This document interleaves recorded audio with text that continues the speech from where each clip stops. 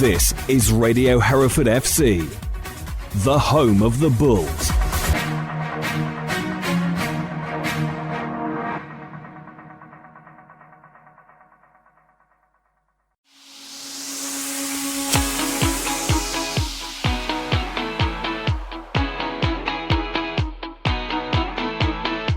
Hello and welcome back to the latest edition of the Bullscast with me, George Holloway. This week on the pod, Hereford suffer an agonising 2-1 defeat at Fylde after Jonathan Ustabasi's 94th minute goal. We'll discuss all of the action and how the Bulls may be able to turn some of their performances into wins. With over a quarter of the season gone, we look at Hereford's campaign so far and where it leaves their playoff hopes before we turn our attention to the visit of Curzon Ashton this Saturday. To do all of that, I'm joined by Keith Hall and commentator Aaron Viles. Gents, it's good to see you. Hereford put in another good performance at top opposition on Saturday, but yet again, Keith, they didn't get the rewards to show for it. No, they most certainly didn't. Most people were saying, well, you deserved at least a draw, and I'd say, well, they really deserved a victory. The amount of chances that were created, and that is the number one priority for Hereford, is to rectify that, because if they don't, they're not going to get anywhere near the top 10. That seems pretty obvious with the teams that Hereford have now lost to. South Shields were first, Ratcliffe third, Spennymoor sixth, Chorley eighth, and Fylde second. So all in all, chances were created, played some really good football. I had Aaron alongside me at Fylde at the weekend. And it was just a question, when you're on top, as they were for long periods, and if you don't score, you don't win. Yeah, I'm sure you'll both agree that it was a really entertaining first half. The first goal came on 35 minutes, thanks to a lovely touch and finish from top scorer Danny Ormerod. But the Bulls had a flurry of chances before that, Aaron, to take the lead. Yeah, they did. And especially the opening 10 minutes, myself and Keith, we were at the edge of our seats. It was absolutely phenomenal, to be honest. And there were two real chances. The first one was in the 5th minute. It was Andy Williams getting a shot off at the goal of Zach Jones, and he made a smart stop on that occasion. But the second one was the double save. The first effort was from Williams, and then Osborne followed it up, looking for a curling effort into what would have been the top left of Jones's goal, and he pulled off a really, really top quality save to prevent the opener for the Bulls. So, yeah, it was a really good first half. I think for the opening 10 to 15 minutes, Hereford were well and truly on top, and then Fylde began to find their footing. And that goal, you can almost say, was against the run of play. Yes, Fylde had started to generate a little bit of momentum, but Hereford had so many opportunities, and as Keith mentioned, just could not find the target. So, yeah, that was a frustrating start with regards to going a goal down, but the way in which they responded was actually quite good. It was a brilliant goal from Ormerod, Keith, and if you give players like him time and space, we've seen it with Paul Blackett at South Shields, they will punish you. Yeah, just managed to shrug off the challenge, didn't he? Got it onto his left foot and drilled it home into the bottom corner. So good finish for Fylde, and that we were said even in commentary at the time, well, it's clinical. That's what Hereford need to be, closer to being clinical, and they would get a lot more points. Williams had I shouldn't say great chance. He had a chance immediately after the goal. Could he have done better, or was it just a little bit too far behind him? It's a difficult one. I think, to be honest, our initial gut reaction was there was a tiny deflection, wasn't there, that just took it behind him. So it's one of those, I don't think Williams could have done much more, to be honest, unless he contorted himself into an unhuman position. He couldn't have got there. But it was one of those chances which, on a day like that, right, it just didn't go in the back of the net. And on another day, it would have gone straight to his feet and it would have gone in because the goal was there to be had.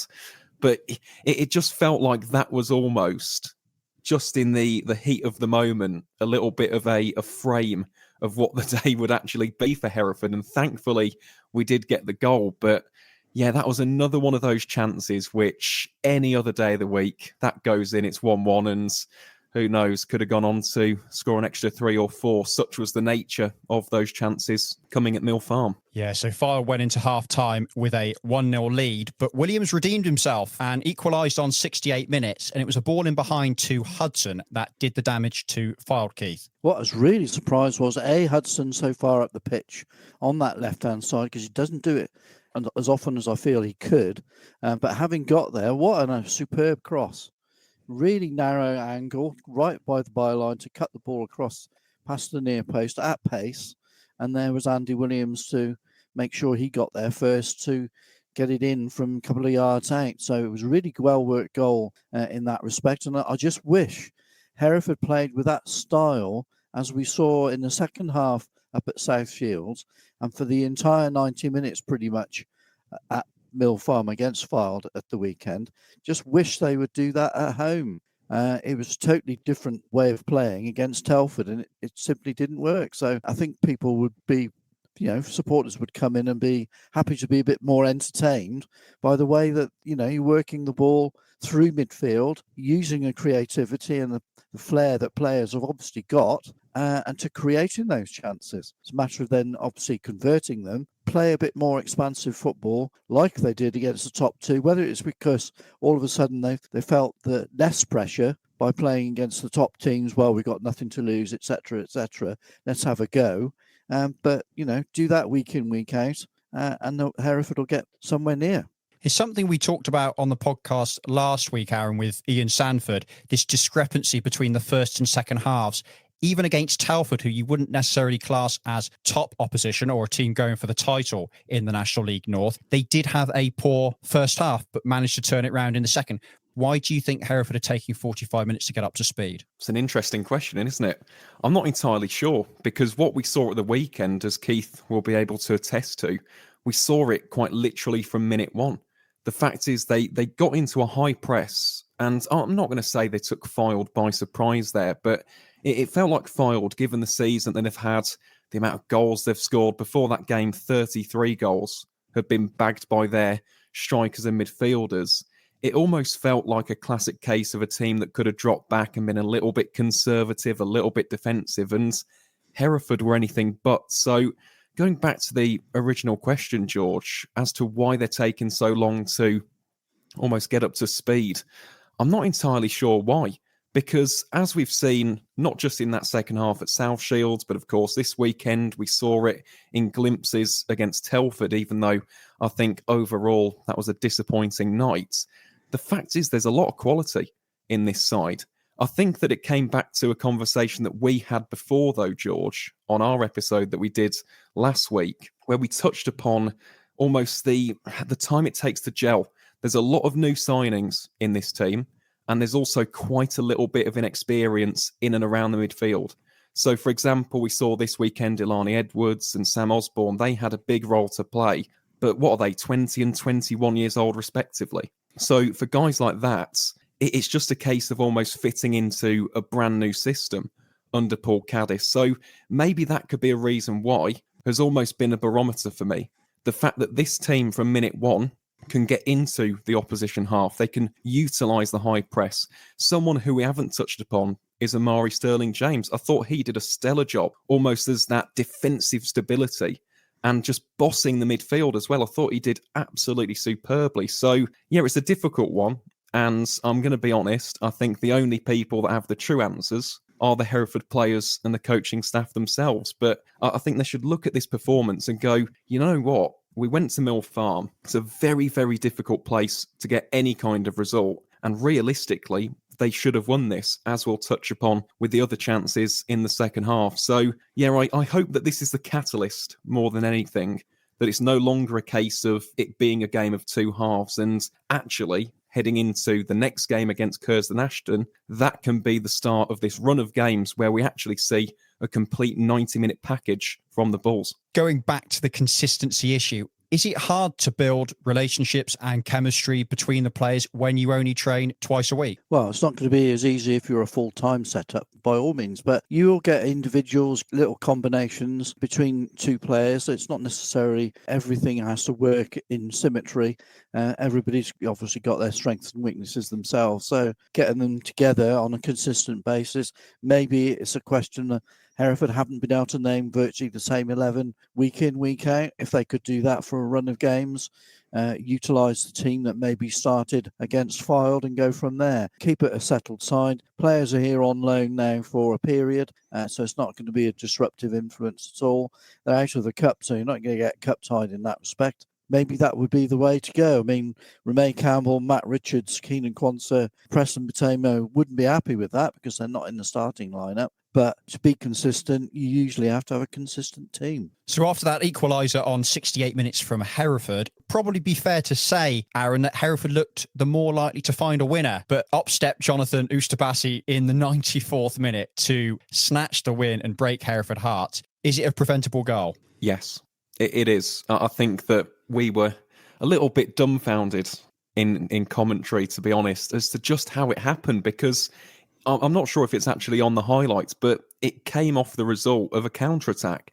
The fact is, in the previous passage of play, Hereford was searching for a winning goal, and it easily could have been a case of Hereford were the ones who took away all 3 points. But in the end, Zach Jones distributed it well, and then the ball made its way to Jonathan Ustabasi, and Preston realistically should have done better. It was a slightly sloppy bit of defending, allowed him a little bit too much space, and then it was practically a one-on-one, wasn't it, against Theo Richardson, took it around him, and it's an empty net, so was an easy finish for a player of his experience. And I think it was just gutting. It was absolutely gutting, because for 94 minutes, that side had given an awful lot out there on the pitch for very, very little reward. And we've touched upon it already. Should have been more clinical. Should have taken those chances. But those kind of games are killer, aren't they? Because if you don't turn up, you don't turn up. You don't expect 3 points. But that should have been 3 valuable points for Hereford. And that was just the coup de grace, wasn't it? That goal from Ustabasi, with quite literally the last kick of the game. Yeah, that was the final counter of what was a very, very disappointing afternoon. Keith, your thoughts on the winning goal? Well, yeah, Aaron summed it up there, really. Yeah, it was like a dagger in the back at the end of the game, because you thought, well, at least they're going to get a point here. Not many sides will get a point at Fylde anyway. And then to actually have that taken away from you as well, it was just, it was overpowering, really. Just couldn't believe what was happening. And actually travelling home, and we were basically talking about the game for about another 2 hours, because it was just the way they played, it deserved a victory. And you to come home with nothing, you just question yourself, really, did I really watch that game? And then obviously, if you look at the highlights back, you can see the number of chances Hereford got, you could see the openness of the play. So everybody who went, I'm sure, was same thing. Hereford should have got something out of the game, if not a win. As we mentioned earlier, it's the second time in the space of 7 days that Hereford have put in a really good performance, but not got anything to show for it. How does Paul Caddis, Aaron, go about trying to turn those Hereford's way? Well, to be honest, George, I think they just need to play the exact same way.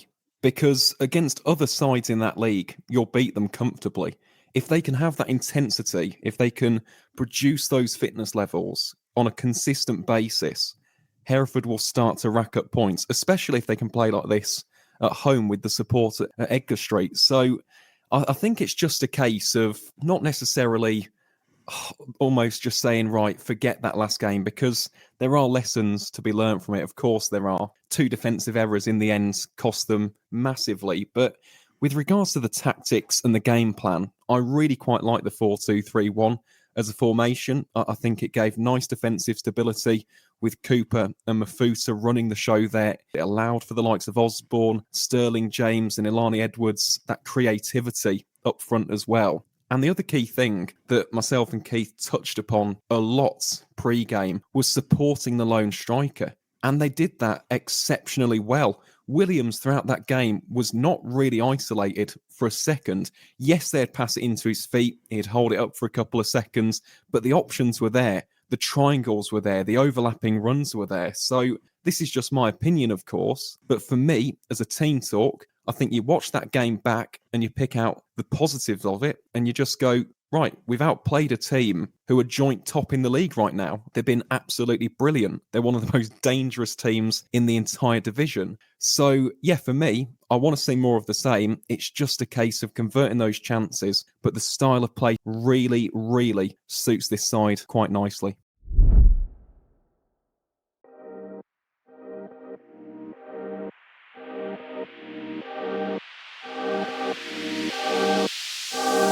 Let's take a look at the results from up and down the National League North on Saturday, starting with Buxton, who thrashed struggling Alfreton 6-0.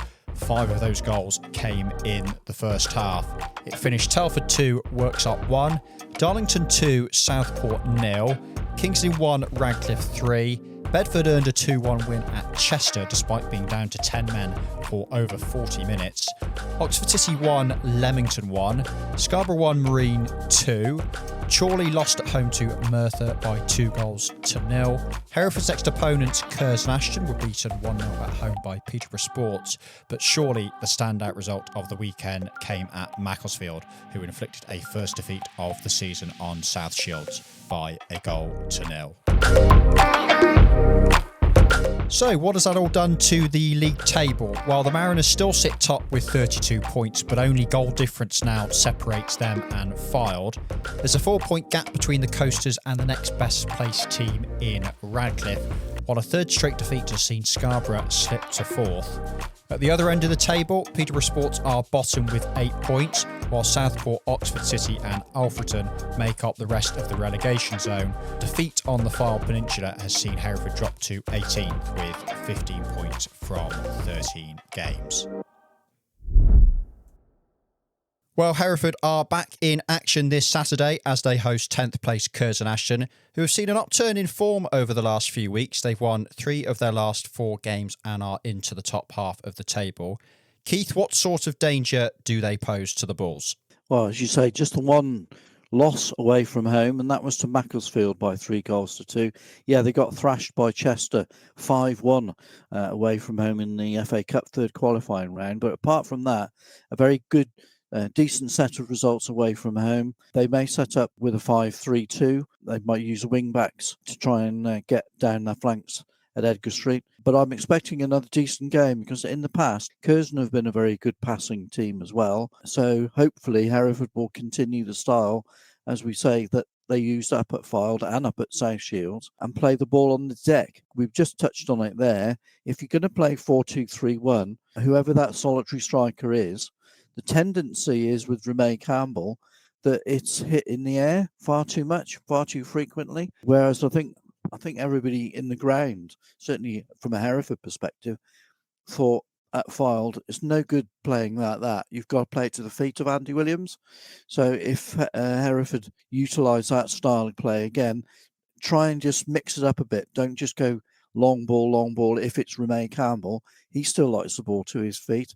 He's quite happy laying it off, bringing the midfield players into position as well. Obviously, we probably prefer it if another striker came in as a 4-4-2, good old-fashioned 4-4-2. But until Hereford go to the bank balance and utilise it to get another striker in, we're going to have to go with what we've got. How do you see the game going on Saturday, Aaron? Yeah, to be honest, I think it's a big challenge, to be honest, for Hereford. But if they can implement that same style of play, I do think they'll be pretty well set.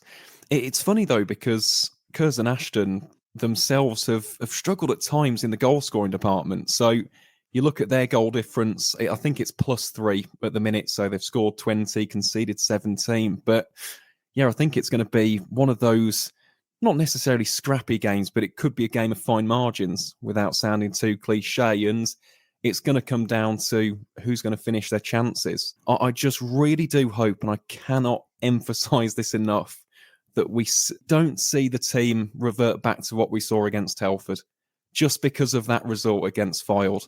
You don't look at that result in isolation, you look at the bigger picture. And as we've all said, if they go into it with that mentality, if they go with the high press, if they allow those young midfielders the opportunity to be expressive and creative, I think they've got a good chance of winning. But this game for me is a big test of character, isn't it? Because you've had back-to-back weekends of facing the top two sides in the entire division, and they've lost both of them. They realistically need a victory against Curzon just to get themselves back into contention, because looking at the table right now, Hereford in 18th, already 8 places behind and languishing a bit compared to the sides in and around the promotion picture. This feels like a big catalyst, doesn't it, to get the season properly back on track. Danger men for Curzon. Keith, who should we look out for? Well, I brought a youngster in, a striker from Derby County, under-21 player, Tony Weston. He'll be playing alongside a player that supporters will know. That's Jimmy Spencer, will be the club captain, wearing number 9. And it's those two that really are going to be the driving force up front for Curzon. It's those two that Hereford need to keep close to. They had Ormrod and Colclough to deal with at the weekend. They did a pretty good job, but then those crucial split seconds cost Hereford a couple of goals, and could be the same situation again if Hereford aren't focused at the back to keep those two quiet. And obviously, I think Brad Holmes has come in from Marine as well, but he seems to be on the fringe of the first team at the minute. So it will be those two up front that Hereford will have to look to. No wins in 3 now for Hereford. How important is it for the Bulls to pick up a result, whether that be a point or 3, to not let this run of form turn into a rut? Well, it's huge, isn't it? It's crucial, it's pivotal, it's monumental, however you want to describe it, whether adjective or synonym you want to throw at it. It is huge. This is a massive weekend, and this will be a test. I know that Keith's already mentioned the likes of Tony Weston, Jimmy Spencer as well, but someone else who I've seen in the National League, because he's playing for Rochdale, is Charlie Weston. He scored 3 goals so far this season. I think he's only 21 years of age. Yeah. He's one of those players who can be dangerous. He's not going to bag you consistent goals week in, week out, but he's happy to test the goalkeepers. So I do think it's going to be a tight game, but it's a game that Hereford have got to get a minimum of 1 point, if not 3. And it's the kind of game where they just need to go into it and be positive. Don't look at those last 3 results, right? The Telford one, disappointing performance overall. And yes, the first half against South Shields, again, was a little bit too passive for my liking. But you've gone to the top 2 teams in the league. You've challenged them pretty well, especially Fylde. I think they've got it within them to get the win this weekend. It's just a case of how they start and the kind of mentality and the approach that they head into this game with. What do you think, Keith? Yeah, well, they certainly need to turn the results around, if not the performances, to get these points and climb back up the table. I would say, for the benefit of anybody who's a Curzon Ashton fan listening to our podcast, I'm not sure there'll be many, they did lose manager Craig Mann to Fylde in the summer. I think that may have set them back a little bit, but they only missed out on the playoffs by goal difference last season. They got 77 points, level with Buxton, but Buxton had a goal difference of plus 24, Curzon just plus 18.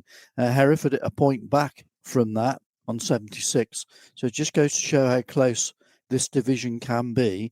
And I'm fed up of listening to people and saying, the season's over, it's a waste of time, it's going to be a long haul for Hereford for the rest of the season.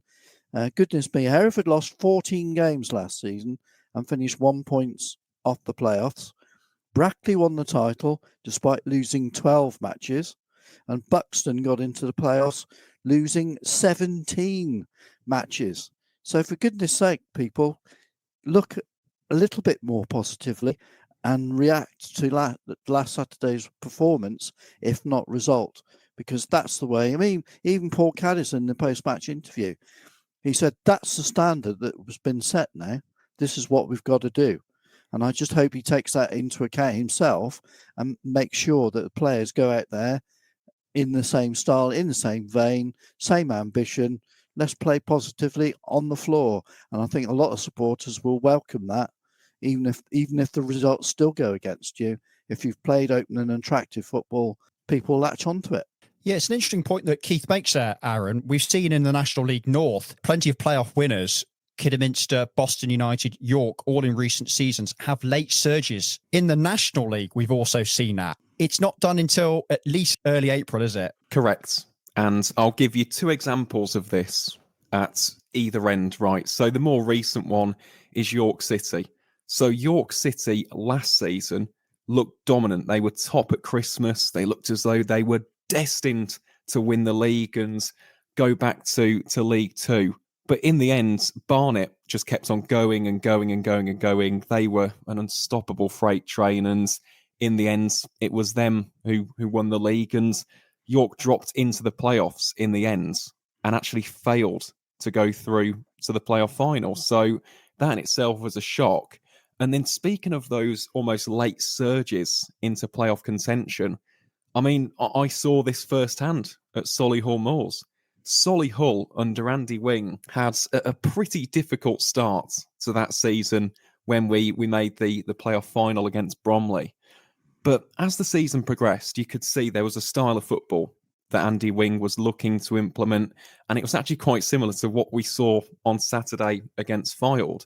It was a case of building from the midfield and being aggressive, being attacking, and you are going to concede goals. You're also going to score quite a few goals. And as the season progressed, and they brought in the likes of Tavon Campbell, Jack Stevens kept on getting more momentum, all of a sudden, they're in the playoff places. Then they go to the Hive and smash Barnet 4-1. They beat Halifax in that run as well. And they were a penalty kick away in theory from being fully professional and in League Two.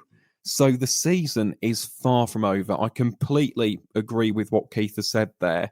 But it is slightly worrying the fact that we're already at this early stage and there's already 6 defeats in the column. So that is why this weekend, for me, and I imagine for you two as well, and for the supporters tuning in of a Hereford persuasion, that's why this weekend is so big. If you get another win in the column, this could be massive, because the next stretch of games, you're not facing the likes of South Shields, you're not facing the likes of Fylde. You can get on a little bit of a roll.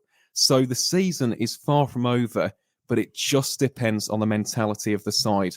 And if they get that right, if they can almost overcome the disappointment from this weekend and look at the bigger picture, anything can happen. That's the beauty of the National League. At any time, any result can happen. From top to bottom, the entire reason why we love this chaotic league is its unpredictability. It's the enigmatic nature of the National League. So for those who have given up, don't give up yet. There's still plenty of football left to be played. Is that what it's all about, Keith, at this stage of the season? Just staying in touch with those top 7-8 places and then being in and around there to pounce when the end of the season comes? Absolutely spot on. I think that's the way to look at it. It's a long, long season, 46 matches overall. Somewhere along the line, you are going to come up against a side that will unexpectedly beat you. But if you've got a consistent approach, consistent setup, and a mindset that says this is what we're going to do week in, week out, despite whoever the opposition is, then I think the results will follow. Gents, thank you so much for your time. Just before we go, Keith, I know you want to mention A.F.C. Sudbury, who have been drawn against Hereford in the FA Trophy. What can you tell us about them? Well, Southern League Premier Division Central side struggled a little bit last season, and they're second bottom at the moment.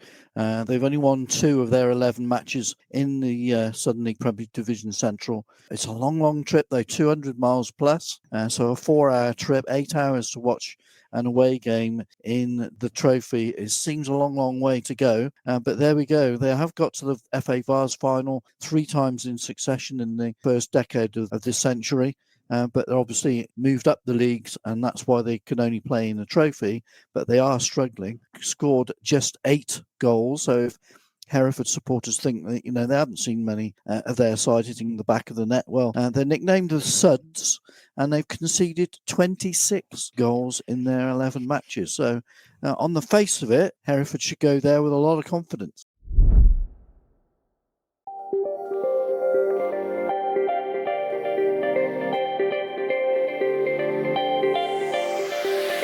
Before Curzon Ashton travel to Edgar Street, they have a home fixture against Kings Lynn to negotiate. That's the first of 2 games taking place on Tuesday night, the other being Southport versus Peterborough Sports. Then there are 8 fixtures set for this coming Saturday. Kidderminster travel to Alfreton, while Merthyr face Darlington. Bedford make the relatively short trip in National League North standards to face Oxford City. It's Peterborough Sports versus Chorley, Worksop versus Scarborough, while Fylde will travel down the northwest coast to face Marine. Before we leave you, there's just a couple of news items to bring you from around the club. Hereford FC women secured a great 5-0 win at Pegasus on Sunday, while the Bulls are back in action this Wednesday as they face Littleton in the HFA County Challenge Cup. Kickoff is at 7:45 at Edgar Street.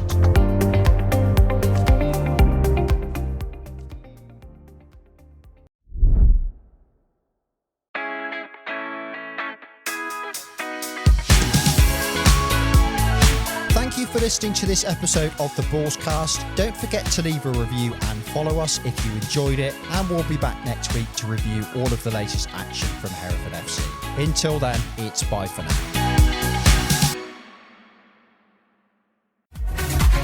This is Radio Hereford FC, the home of the Bulls.